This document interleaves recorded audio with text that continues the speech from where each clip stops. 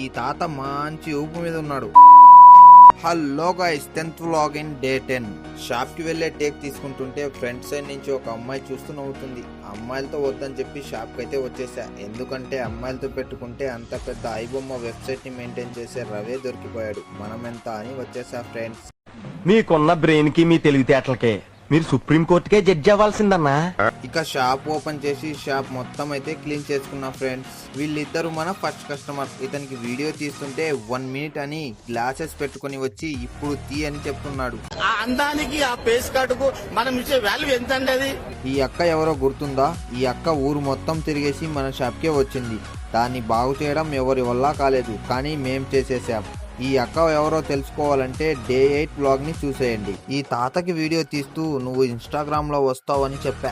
ఇక చెయ్యి చూడండి ఎలా ఊపుతున్నాడో.